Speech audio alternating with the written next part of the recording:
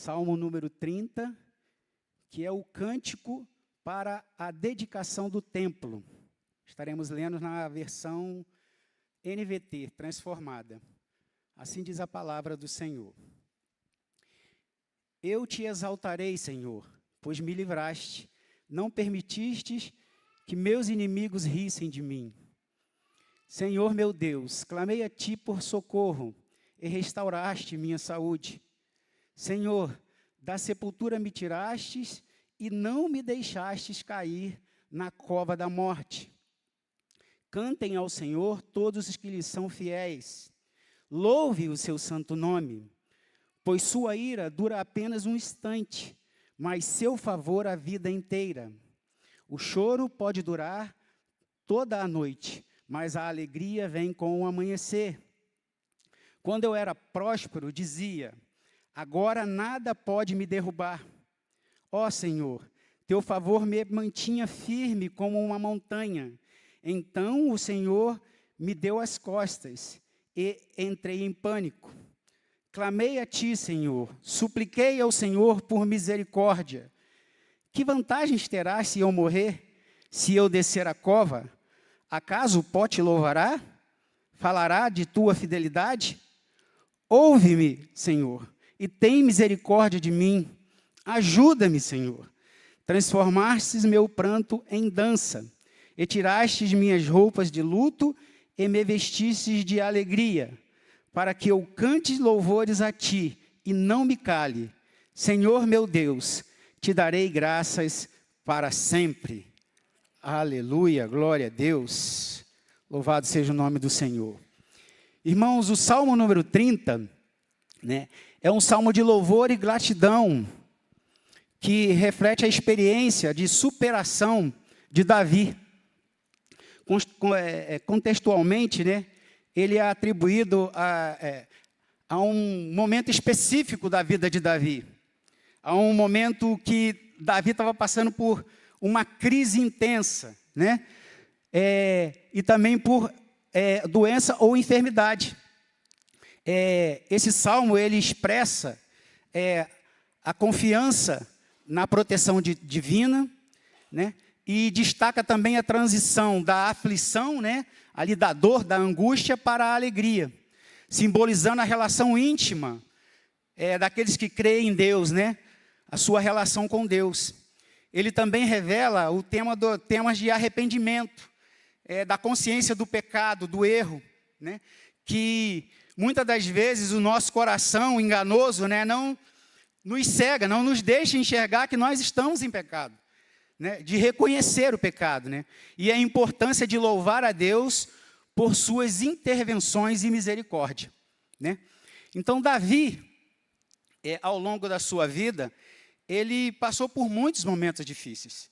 Ele passou por várias crises, muitas crises, E a gente pode aqui mencionar algumas delas, o confronto com Golias, com o gigante Golias, a fuga da perseguição do rei Saul, o saque dos amalequitas à cidade de Ziglac, quando os amalequitas levou as mulheres e as crianças. Ali houve grande angústia em todos os homens, de Davi. O adultério que ele cometeu com Betseba, a perda do primeiro filho com Betseba. Davi ali enlutado, chorou muito, clamou a Deus, pediu a Deus que salvasse a criança, mas Deus não atendeu. A perda da esposa Abigail. Davi, ele se ressentiu muito da perda da sua esposa Abigail. O incesto do filho mais velho, Amnon, teve incesto com a sua irmã Tamar. Isso foi terrível, devastador. Incitou o ódio no coração de Absalão, irmão de Tamar, que assassinou seu irmão Amnon. Terrível essa dor para Davi. Também o assassinato de Absalão, ali a revolta de Absalão, contra o próprio pai, que incitando querer tomar o trono do pai, e Absalão acabou sendo assassinado, acabou sendo morto e trouxe também muita dor para Davi, né? E as consequências do pecado do censo de Davi. E o mais provável é que o Salmo 30, né, dentre essas crises que Davi passou, o mais provável é que o Salmo 30 ele tenha sido escrito, né, pelas consequências do pecado do censo que ele realizou em Israel, que não era a vontade de Deus, né? E para a gente poder entender o contexto desse censo, Deus ele tinha dado a Israel grandes vitórias sobre os seus inimigos. Deus ele tinha engrandecido sobremaneira Israel, tinha enriquecido Davi e Israel. Israel vivia um momento de grande apogeu. E aqui fica para nós um alerta. Isso é um perigo para o nosso coração. É um perigo para o nosso coração, porque parece que aqui, naquele momento em que Deus tinha abençoado, prosperado, enriquecido a Davi e a Israel, naquele momento parece que Davi foi picado pela mosquinha azul. Pela mosquinha azul de querer saber qual o tamanho da sua grandeza, qual o tamanho do poder do seu exército, né? Qual seria a sua influência. Vinha ali um sentimento, né, oculto no seu coração de querer ostentar a grandeza dos seus feitos, do seu reino, né? O quanto Israel era poderoso. Enfim, tinha algo no coração de Davi que Deus não aprovava. Tinha algo no coração de Davi que estava levando ele a um erro. E o que parece é que Deus quis usar o seu sobrinho Joabe, que não concordou com ele a respeito da realização desse censo. E é aqui que a gente vai ver, né? Tá lá, essa passagem está lá no capítulo de 1 Crônicas, do versículo 21 a 15. E fica aqui um alerta para nós, tá? Toda vez que esse sentimento de grandeza, de ostentação, de orgulho, né? Ele é intrínseco da natureza humana. Ele tenta entrar e tomar parte do nosso coração, a gente abre uma brecha para Satanás. Abre-se aí uma brecha para Satanás atuar e encegar o nosso entendimento e nos levar ao erro. E aí diz lá o versículo 1 lá de 1 Crônicas, capítulo 21. Satanás se levantou contra Israel e incitou Davi a fazer um censo. Davi disse a Joabe e aos comandantes do exército: façam a contagem de todo Israel, desde Berseba ao sul até Dan, ao norte, e tragam-me um relatório para que eu saiba o número exato do povo. Joabe, porém, respondeu: que o Senhor torne a população 100 vezes maior e mais numerosa do que é hoje. Mas por que, meu senhor, ó rei, deseja fazer essa contagem? Eles não são todos teus servos. Por que levar Israel a pecar? Parece que Deus já tinha ali, estava usando Joabe para orientar Davi, né? Não faça isso. Não faça isso. E, apesar da objeção de Joabe, o rei insistiu em fazer o censo. Então Joabe saiu para contar o povo de Israel, depois voltou para Jerusalém. E informou a Davi o número de pessoas. Olha a grandeza que Deus tinha dado a Israel. Havia em Israel 1.100.000 homens aptos para irem à guerra, que sabiam manejar a espada. E em Judá havia 470.000. Versículo 6. Joabe não incluiu no censo as tribos de Levi e Benjamim, pois achou absurda a ordem do rei. Então, esse é o contexto. Está vendo que Deus ele já está usando uma pessoa para poder, né, impedir que esse sentimento de grandeza, esse erro da autossuficiência, do orgulho, da arrogância, da ostentação, porque o Senhor, Ele sabe o que vai no nosso coração. Ele sabe as intenções ocultas do nosso coração. E Deus ali, Ele estava usando Joabe para impedir que Davi cometesse tal pecado, tal erro. E a grandeza de Israel era tão grande, né? A gente vê aqui que, sem contar as tribos de Levi e de Benjamim, tinha 1.570.000 homens, né? Que sabiam manejar a espada e eram aptos para a guerra. Irmãos, isso é um grande exército. Para a gente trazer para os dias de hoje, só para a gente poder ter um parâmetro, né? Os maiores exércitos do mundo, a Rússia hoje, né, tem 1.100.000 homens. Os Estados Unidos, 1.390.000 homens. A Índia, 1.450.000 homens. E a China, cerca de 2 milhões de homens. Se fosse para trazer para o contexto atual, Israel hoje teria um dos maiores exércitos do mundo, ali parelhado com a China. Seria uma grande potência militar mundial. E essa grandeza toda, né? Ela seduziu o coração de Davi para poder fazer o censo, mensurar e poder ali estar ostentando essa grandeza, né? E como eu disse, isso aqui é um perigo para as nossas almas, porque aqui abriu uma brecha para Satanás, né? E o problema todo, né, não era realizar o censo em si. O censo era algo previsto e tinha as orientações do Senhor para a realização do censo.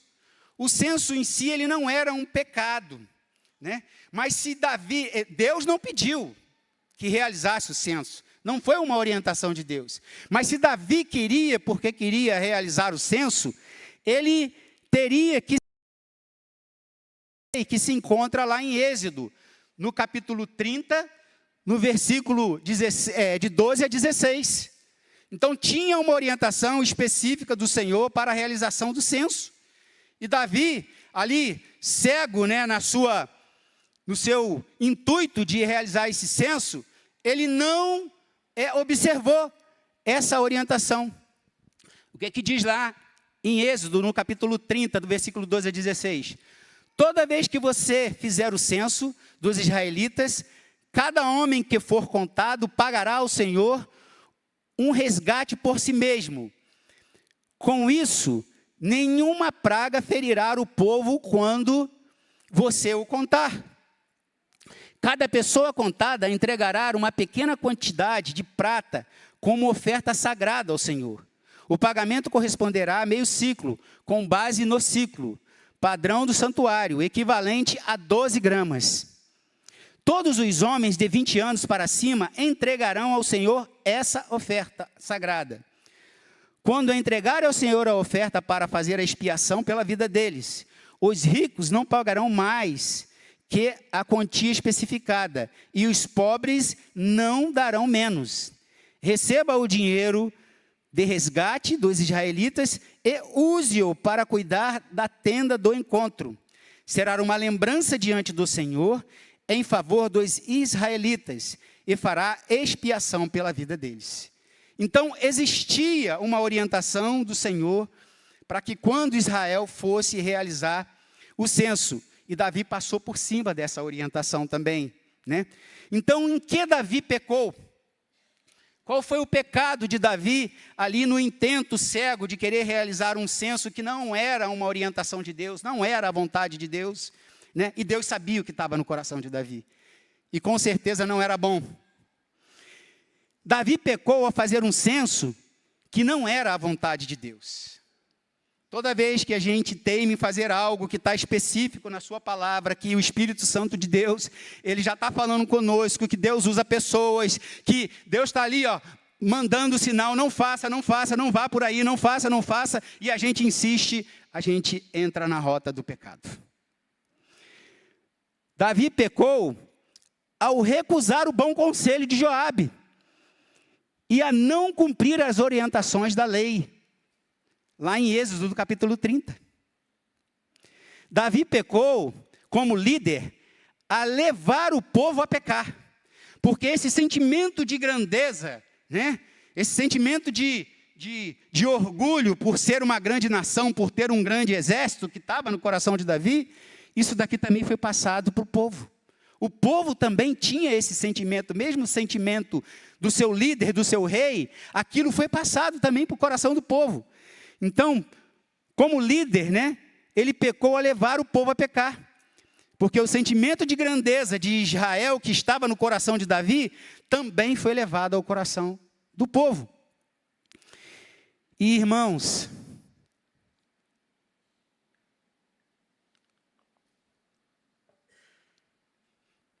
o pecado traz consequências terríveis. Terríveis, terríveis, terríveis. E a gente tem que glorificar a Deus e pedir muito a Deus por sua infinita bondade, misericórdia, graça, tá? E por mais que duro que seja o tratamento que for para nos livrar da condenação da morte que o pecado traz, tá? A gente tem que se sujeitar a Deus. O pecado traz consequências terríveis, mas graças a Deus, por quê? Porque Deus nos ama e Ele trata o nosso pecado, né? E Deus, Ele tratou o pecado de Davi. Deus, Ele trata conosco, às vezes pode parecer duro, pode parecer muito duro, o que Deus vai estar ali fazendo para nos libertar, para abrir os nossos olhos, para nos trazer de volta. Às vezes pode ser muito duro, mas saiba que Deus, Ele está fazendo isso por amor de nós. Deus, Ele está fazendo isso como um pai que ama o filho e não quer deixar o filho continuar caminhando a passos largos no caminho da perdição. Por isso, Ele corrige, né? Por isso, Ele intervém, né? E Ele trata o nosso pecado. E a partir do versículo 7 de 1 Crônicas 21, Deus tratou o pecado de Davi. E a gente pode ler aqui, ó, no versículo 7 de Crônicas 21. Deus desagradou muito do censo e castigou Israel por isso.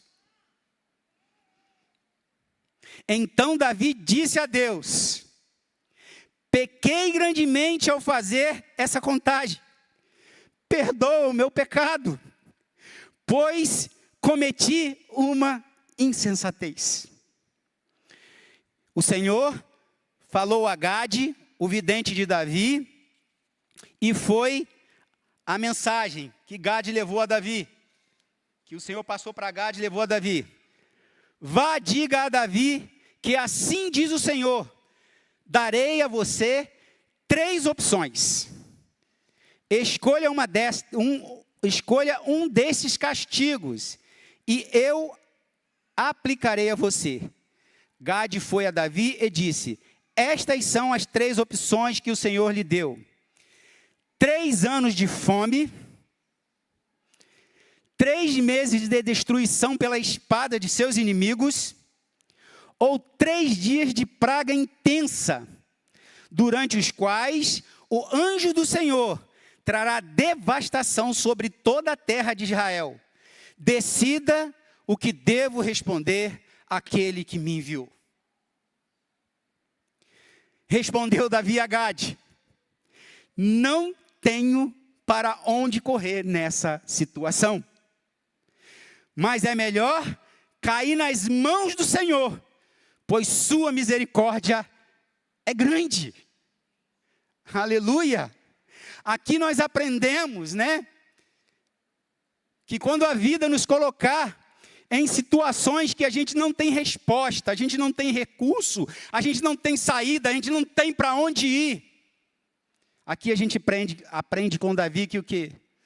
Não precisa se desesperar, não precisa fazer loucuras. Saiba que existe um Deus, que Ele é poderoso para reverter qualquer quadro, qualquer situação, para perdoar qualquer pecado. Saiba que tem um Deus que só depende do quê? Do aquebrantamento do nosso coração. Davi, lá, ele já tinha falado, né? Pequei grandemente a fazer esse censo. perdoa o meu pecado. Ali ele já tinha reconhecido, o coração dele já estava quebrantado, mas mesmo assim veio o quê? Veio ali, né, a consequência do seu pecado, que foi essas 3 opções que Deus deu a ele. E ele, sabiamente, ele viu que não era bom cair nas mãos de seus inimigos, porque nas mãos de seus inimigos ele não acharia misericórdia, não teria misericórdia na mão de seus inimigos, né? Ele viu ali que 3 anos de fome poderia devastar toda a nação de Israel. Era um jugo pesado demais para se colocar nas costas do povo. E ele preferiu então, né, os 3 dias de praga intensa, confiando na misericórdia de Deus. Porque ele diz, né, eu não tenho saída, não tenho, essa situação para mim não tem saída. As 3 opções são terríveis, mas eu prefiro cair nas mãos do Senhor, porque nas mãos dele eu ainda acharei misericórdia. Irmãos, não tenha vergonha de Deus. Por mais terrível que seja o pecado, por mais terrível que seja o erro, o engano, por mais vergonha que às vezes, né, quando a gente cai em si, né, do tamanho da grandeza do erro, do pecado cometido, não fuja de Deus, mas corre para Ele com o coração quebrantado, compungido. Corre para Ele clamando por misericórdia, por perdão, porque Deus é misericordioso. Então, a gente viu aqui que Deus, ele lá no versículo 14, né? Então o Senhor enviou uma praga sobre Israel, e 70.000 pessoas morreram. Como disse, a consequência do pecado, ela é terrível. Versículo 15. E Deus enviou um anjo para destruir Jerusalém. Mas quando o anjo estava prestes a fazê-lo, o Senhor teve compaixão e disse ao anjo da morte: pare, basta. Naquele momento, o anjo do Senhor estava perto da eira de Araúna, o Jebuseu. Irmãos, é lindo demais a gente ver como Deus é misericordioso. Estava incluído na sentença do Senhor o anjo também destruir Jerusalém. Só tem que o quê? Davi confiou na misericórdia de Deus. E naquele momento que já 70.000 pessoas tinham morrido, da consequência do pecado de Davi, Deus vai e intervém, diz ao anjo: pare, basta. E ali, Deus, ele cessa o castigo pelo pecado de Davi. E aí Deus dá ordem a Davi a construir um altar lá na tenda de Araúna, lá na tenda, lá no monte, na eira de Araúna. Depois Davi ele compra essa eira de Araúna, e lá nessa eira de Araúna é construído o primeiro templo pelo seu filho Salomão. Então Deus ele dá ordem a Davi a construir um altar, né? Ali oferecer ofertas pacíficas e também a se quebrantar, a se arrepender, a orar a Deus, né? E Deus ele responde à oração de Davi, né? Consome o sacrifício que Davi colocou no altar com fogo, e responde à oração de Davi, e cessa ali o castigo. Louvado seja Deus. Duro foi o castigo, duro foi o tratamento, mas Davi confiou na misericórdia de Deus. Foi perdoado, curado, restaurado. Deus é maravilhoso. Assim Deus procederá com todos aqueles que se arrependem, com todo aquele que, apesar, né, do seu pecado, apesar do seu erro, né, reconhece e vá para Deus e abre o coração. E vá para Deus e diz: Senhor, pequei contra ti, eu não tenho saída, eu reconheço o meu pecado, eu reconheço o meu erro. Essa confissão sincera Deus não rejeita. Deus não rejeita um coração quebrantado, um espírito compungido. Aquele que se achega ao Senhor clamando por misericórdia, Deus não rejeitará. Após essa grande experiência com Deus, nós podemos ver, né, nos versículos 1 a 3, do Salmo 30, né, que Deus, ele livrou Davi da morte e deu a Davi uma nova vida. Deus, após essa experiência terrível do pecado, após Davi reconhecer o seu erro, após Deus, ele tratar o pecado de Davi, aí vem o que? Vem a restauração. Creia que mesmo que a gente olhe para um cenário aonde não se tem esperança, aonde a vida pode estar até mesmo ali à beira da morte, a gente já está pronto para descer a cova. Creia que Deus pode mudar essa situação. Deus pode restaurar. O nosso Deus é o Deus da vida e não da morte. Aleluia. Então Deus deu a Davi depois dessa experiência, porque Davi também foi acometido por doença na praga. E ele mesmo quase morreu, ele quase foi a óbito, quando teve aquela praga que matou 70 mil pessoas em Israel. Olha aqui o que Davi, que nasce do coração de Davi, né?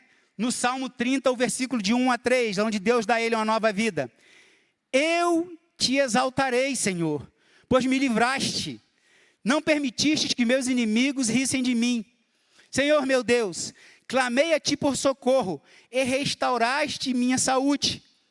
Senhor, da sepultura me tiraste e não me deixaste cair na cova da morte. Davi recebeu uma nova chance. Pode não ter saída, pode não ter para onde correr, pode não ter resposta. A cova já está aberta, mas creia em Deus, creia na bondade, na misericórdia de Deus, que Deus pode reverter essa situação. Deus pode reverter esse quadro. Ele diz aqui que Deus o livrou, Deus tirou ele lá, de pronto de estar sendo sepultado. Deus reverteu, né? Então Deus deu a Davi uma nova chance. Isso é maravilhoso. O nosso Deus é um Deus de segunda chance. Basta que a gente se arrependa, que a gente converta o coração. Basta que a gente seja sincero e íntegro diante de Deus, reconhecendo a nossa fragilidade, a nossa pequenez, reconhecendo que não temos a resposta para tudo. Então, no versículo 4 e versículo 5, Deus dá a Davi motivos para louvar e um novo dia. Olha o versículo 4. Cantem ao Senhor, todos que lhe são fiéis. Louvem seu santo nome, pois sua ira dura apenas um instante, mas seu favor a vida inteira. O choro pode durar toda a noite, mas a alegria vem ao amanhecer. Oh, glória a Deus, aleluia. Deixa eu falar uma coisa para vocês, irmãos. Todos nós precisamos de esperança. Todos nós precisamos, a cada manhã, ter esperança de que aquele dia vai ser um dia próspero, abençoado. Um dia onde que a gente vai ter boas experiências, onde que a gente vai ter algo bom naquele dia. A gente não pode levantar o dia e já ali, sem nenhuma esperança, já derrotado, já com aquele sentimento que hoje será um dia terrível. Não. Mesmo que tenhamos desafios que são maiores do que nós, mesmo que a gente tenha que dar respostas, que a gente não tenha solução, não tenha resposta, mesmo que a gente esteja diante de situação que não saiba o que fazer, né? Creia que Deus, né, Ele renova a nossa esperança. Se Deus ele permitiu a gente acordar, é porque Ele está contigo. É porque Ele vai te abençoar, é porque Ele vai te dar saída. É porque Ele vai trazer escape, solução, livramento. É porque Ele vai trazer o recurso. Creia em Deus, né? Olha o que diz, né? A gente precisa todo dia ter essa esperança no nosso coração de que Deus está conosco. de que Deus vai nos guardar e nos livrar, de que Deus vai trazer o recurso, de que Deus vai nos sarar, nos fortalecer. A gente precisa dessa esperança a cada manhã e se agarrar em Deus, porque as misericórdias do Senhor se renovam ao nosso favor a cada manhã. Queridos, a cada manhã, Deus ele está falando, ó, levanta, prossiga, vai, eu estou contigo, creia somente em mim, não olhe para as dificuldades, para os desafios, creia somente em mim, eu renovei a minha misericórdia hoje a seu favor. Esteja comigo, olha o que diz lá Lamentações 3, 22 e 23. As misericórdias do Senhor são a causa de não sermos consumidos, porque as suas misericórdias não têm fim. As misericórdias de Deus não têm fim. Novas são cada manhã. Grande é a tua fidelidade. Você pode dar um aleluia, um glória a Deus? A gente pode confiar em Deus, grande é a fidelidade de Deus, a misericórdia dele não tem fim, não importa o desafio, não importa o problema, não importa a dor, não importa o que está, Deus é maior, Deus ele tem poder de reverter, e se ele permitiu que a gente levantasse naquela manhã, a gente tem que tomar posse disso daqui. Senhor, eu creio na sua misericórdia, na sua bondade, no seu amor, eu creio no seu poder, no seu favor. E vá para Deus, Senhor, eu não sei o que fazer, eu não sei como responder, eu não sei como solucionar isso, eu não tenho a resposta, eu não tenho recurso, eu estou perdido, Senhor, Senhor, me dê livramento, me dê escape, ajuda-me, Senhor. Então, no versículo 4 e 5, Deus dá a Davi um novo motivo, porque ele estava nessa situação, ele estava sem saída, ele estava totalmente dependendo do quê? Das misericórdias de Deus que não tem fim. E ele confiou na misericórdia de Deus, e Deus o restaurou. Querida igreja, não importa o tamanho da dor e do sofrimento, confie na misericórdia de Deus, ele tem um novo amanhecer, de alívio, de consolo, de refrigério, de cura, perdão, salvação, restauração e alegria, para todos aqueles que se arrependem e que buscam o Senhor de todo o seu coração, e crê no seu infinito amor.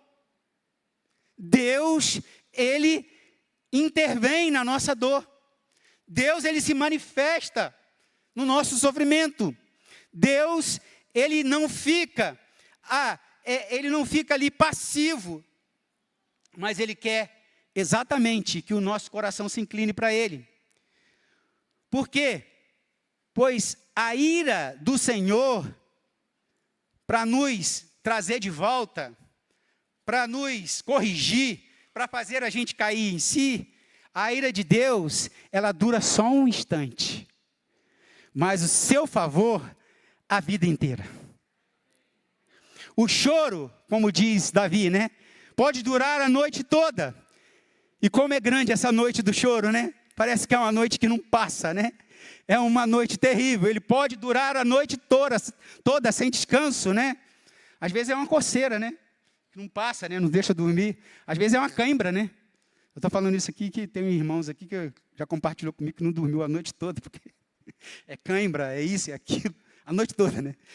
Então, mas claro que são, às vezes, consequências muito mais angustiantes, danosas, que levam a nossa alma, né, a ficar em frangalho. Então, dura essa noite, né? O choro, ele pode durar a noite toda, mas creia na bondade e na misericórdia de Deus. A alegria vem ao amanhecer. Deus vai intervir na nossa dor e no nosso sofrimento e na nossa angústia, né? Há um novo amanhecer para todos aqueles que confiam e esperam no Senhor. Confia e espera em Deus, Ele se levantará em seu favor. No versículo de 6 a 10, Deus dá a Davi um novo coração. Olha o que Davi, ele fala lá no versículo de 6 a 10 do Salmo número 30.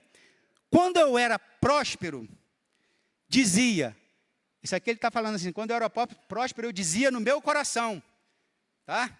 No coração dele, quando ele era próspero, ele dizia assim, ó, agora nada pode me derrubar. O que é isso aqui? Orgulho, altivez. Foi isso aqui que Deus tratou com ele. Porque na prosperidade dele, ele se sentiu tão forte, tão grande, que ele diz assim, ó, agora nada pode me derrubar. Então ele diz aqui, ó, o coração dele estava assim. Quando eu era próspero, eu dizia, agora nada pode me derrubar. Então, o Senhor me deu as costas e entrei em pânico. Irmãos, quando Deus, ele virar as costas para nós, a única coisa que vai sobrar é o desespero, é o pânico. Clamei a ti, Senhor. Quando ele entrou em pânico, ele caiu em si, falou, opa, deixa eu voltar para Deus. Clamei a ti, Senhor. Supliquei ao Senhor por misericórdia. Que vantagem terás se eu morrer?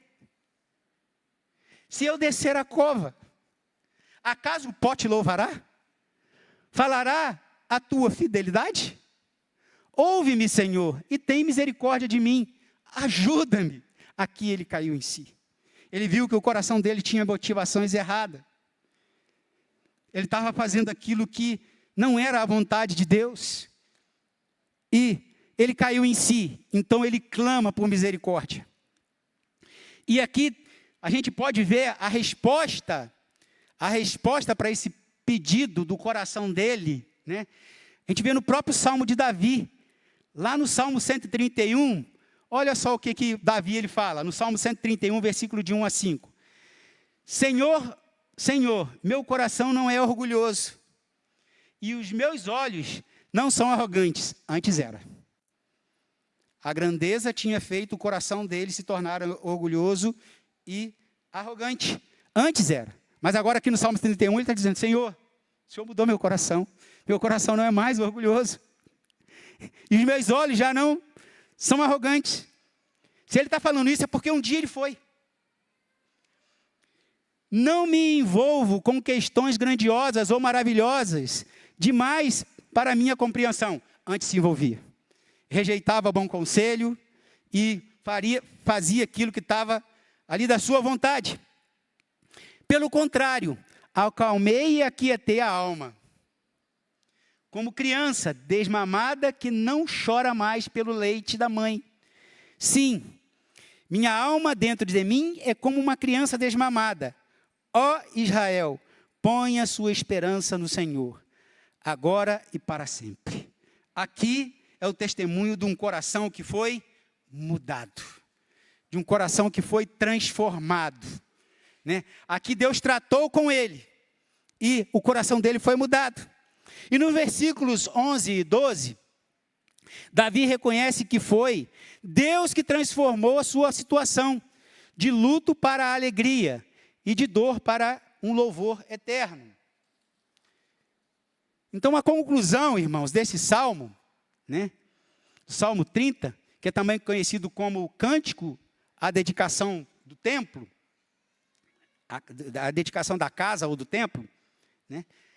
Embora o salmo ele possa, no seu contexto, parecer um grande livramento, né, ali físico de Davi, e também um livramento nacional para a população de Israel, que Deus interveio e tratou com Israel o seu pecado, embora possa estar parecendo isso, né, na verdade, né, a mensagem ela é amplamente espiritual. E aborda, né, a restauração da alma e a reconciliação com Deus. Aqui, Deus, ele reconciliou Davi. Davi estava indo no caminho contrário à vontade de Deus. Deus trouxe ele de volta. Trouxe ele de novo para a reconciliação, né? E restaurou a sua alma. A sua alma estava abatida. Ele já via que ele estava indo para a sepultura. Ele não via saída, ele não tinha escape. Então, na verdade, esse salmo, ele é amplamente espiritual, né? Que trata da restauração da alma e a reconciliação com Deus após um terrível pecado. Tem como tema central o salmo, né, a transição da angústia para a alegria. da destruição para a restauração e da morte para a vida. Toda vez que a gente for para Deus, mesmo que a gente esteja destruído, sem esperança, mesmo que a gente não veja saída, Deus tem poder de restaurar toda essa situação. Davi, o autor atribuído, expressa sua profunda gratidão a Deus por ter sido livrado de uma situação de extrema adversidade. Que ele não tinha resposta, ele não tinha saída. Que, inclusive, o levou a perder a esperança e ficar à beira da morte. A relevância desse salmo para o estudo bíblico reside na sua capacidade de ilustrar o poder salvador e transformador de Deus. A importância da gratidão e do louvor, mesmo em meio à dor. Mesmo que esteja sofrendo, que esteja doendo, permaneça na posição de Deus. Louve ao Senhor, Ele ainda se levantará em seu favor. Deus, Ele vai se manifestar em seu favor. Mesmo em meio à dor, não perca a fé, não perca a esperança. Louve ao Senhor. E a promessa de que, embora o sofrimento, a dor, pode durar a noite toda, a alegria vem pela manhã. Ele serve como um poderoso lembrete da fidelidade divina em todas as circunstâncias. Não importa qual for as circunstâncias, Deus é fiel, Deus é poderoso, Deus pode intervir, Deus pode mudar a situação, Deus vai se levantar em seu favor. Basta que a gente se arrependa, basta que a gente vá para os pés do Senhor, basta que a gente abra o coração, basta que a gente realmente se renda. E Deus, Ele vai se manifestar, porque Deus é fiel. Ele não rejeita um coração contrito, um espírito quebrantado. Deus não vira as costas para aqueles que o buscam com toda a sinceridade de alma e de coração. Então Ele serve como esse poderoso lembrete para todos nós, né? Da fidelidade divina em toda e qualquer circunstância, incentivando a confiarmos em Deus durante os tempos difíceis e a celebrar sua intervenção quando Ele traz alívio e restauração. Quando Deus te restaurar, não fique quieto. Quando Deus mudar a tua sorte, quando Deus mudar a tua situação, louve a Deus, busque ao Senhor, agradeça a Deus, né? Dê testemunho da grandeza, da bondade, da misericórdia, do favor de Deus em tua vida. Porque isso vai levantar a fé de outros e vai ser um canal de Deus usar a sua vida para que você seja um instrumento dele para restaurar outras pessoas que estão sem fé, sem esperança, sem saída, sem solução. Nunca devemos esquecer que em tempos difíceis, tempos difíceis são temporários, mas a fidelidade de Deus, ela é eterna. Nosso sofrimento, a nossa dor é passageiro, pode durar a noite toda, mas a fidelidade de Deus, ela é eterna, né? Então, irmãos, aqui, já indo para o nosso término, sugerindo aqui algumas aplicações. Tem tantas aplicações que a gente poderia, né, expressar, mas deixar aqui algumas aplicações, e a partir daí eu encerro e pergunto ao nosso pastor, passa para o senhor aqui no... Pode? Amém. Então, algumas aplicações para nós diante desse salmo. Mesmo que tenhamos cometido o maior pecado, tá? Não se esconda de Deus. Confesse e clame ao Senhor. Confie na sua infinita bondade e misericórdia. Nunca se esconda de Deus, porque o pecado nos envergonha. O pecado, ele nos intimida, ele nos acusa. E muitas das vezes a gente não tem forças para poder buscar a Deus, né? Então, nunca, jamais creia que Deus, Ele é misericordioso. A sua misericórdia não tem fim. Não despreze um bom conselho. Pode ser Deus usando a pessoa para te dar livramento.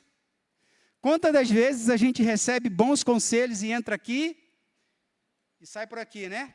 E a gente é obstinado, segue o nosso caminho, e muitas das vezes poderia ser o quê? Um mensageiro de Deus. Deus está usando aquela pessoa para nos livrar, para nos alertar, falar, não vá por aí, não faça isso.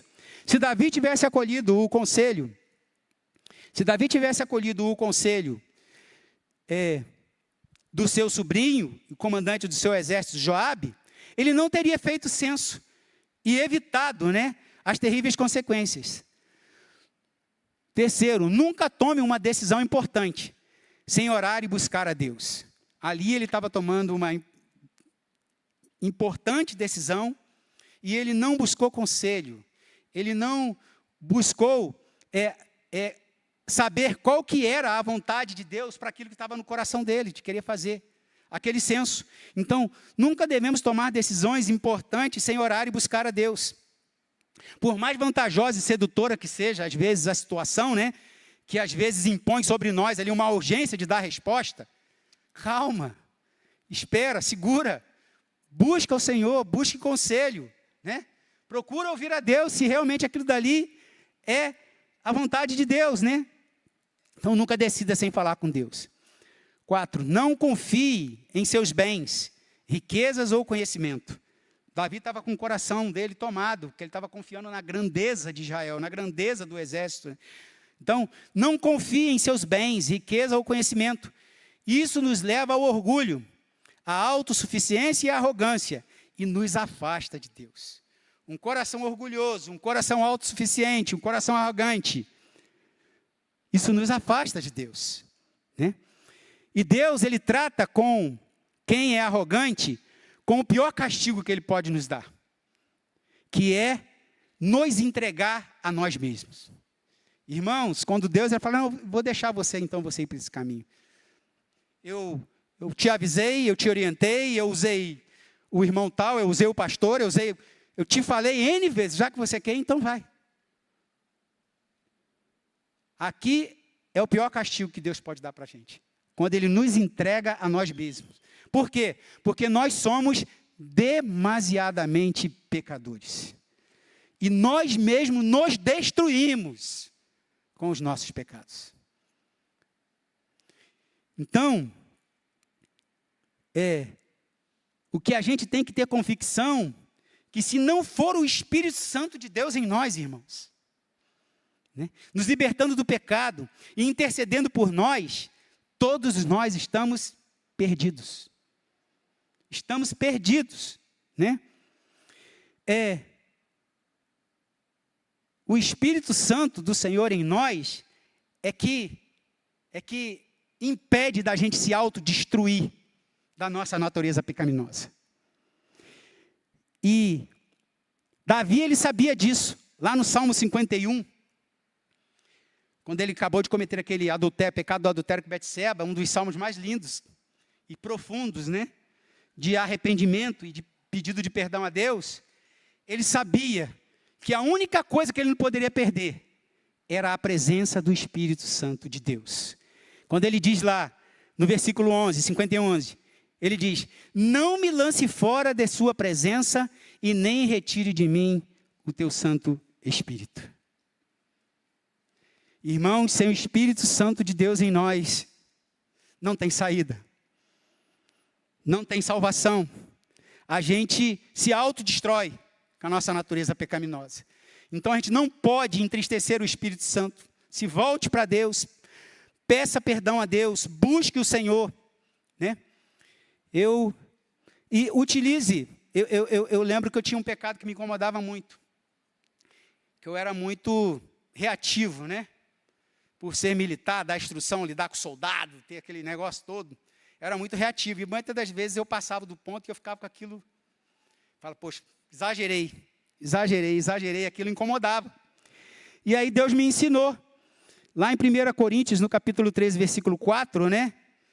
Começa assim, né? O amor é paciente.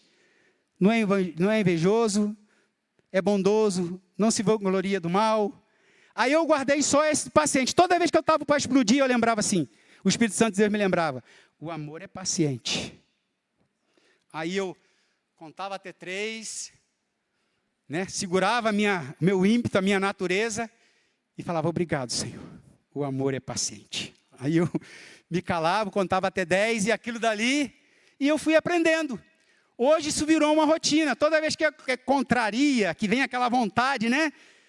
Aí vem o Espírito Santo e fala assim, ó, o amor é paciente. No trânsito não dá vontade de explodir? Né?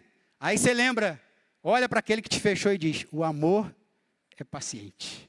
O amor é bondoso. Né?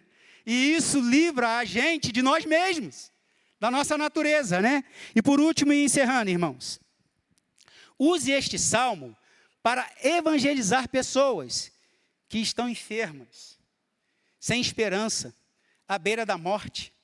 Ministre a misericórdia, o poder de Deus para perdoar, curar, livrar da morte e transformar a situação de tristeza e de choro em alegria. Glória a Deus. Louvado seja o nome do Senhor. Os irmãos vão tocar para encerrar? Podem tocar para encerrar. Não saia antes de louvar a Deus com aqui os louvores que Deus vai trazer para o seu coração, que a gente possa estar tendo um restante do domingo abençoado em família, e que à noite a gente possa estar aqui todos reunidos, né?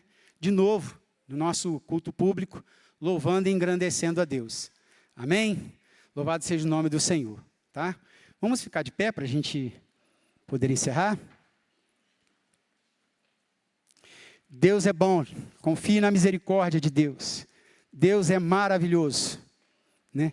Confie na bondade, na graça, no favor e na misericórdia de Deus. Se você tem algo essa semana que é maior do que você, saiba que Deus está contigo. E Ele tem a resposta, Ele tem a solução e a saída. Louvado seja o nome do Senhor. Amém? Então, irmãos, vamos estar encerrando, os irmãos vão estar louvando a Deus. E aqui eu encerro a minha participação. Louvado seja o nome do Senhor. Feche os teus olhos, fale com Deus a respeito dessa semana. Peça para que Ele esteja contigo, para que o favor dEle se renove em sua vida. Né? Creia que o Senhor, né? Ele é misericordioso e que Ele está cuidando de nós. Querido Deus e bondoso Pai, obrigado, meu Deus.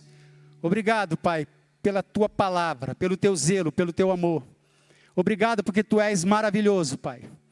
Obrigado, Pai, porque o Senhor é um Deus de esperança, o Senhor é um Deus de segunda chance. O Senhor é um Deus que trata o nosso pecado, Pai, e nos restaura. E, Senhor Deus, e nos conforta, e nos fortalece, e nos livra. Obrigado, meu Deus, por tão grande amor. Obrigado, Senhor. Pai, que essa semana seja uma semana abençoada para os meus irmãos. Seja uma semana de paz, de alegria, de vigor, de força, de esperança. Que o Senhor se manifeste, Pai, e nos ajude, Pai. Socorra-nos, Pai, e esteja conosco, Pai. E que a graça do Senhor Jesus Cristo, o amor de Deus e as doces consolações do Espírito Santo do Senhor, seja com cada irmão e seja com toda a igreja do Senhor em toda a terra. E o povo de Deus diga amém. Louvado seja o nome do Senhor. Louve ao Senhor.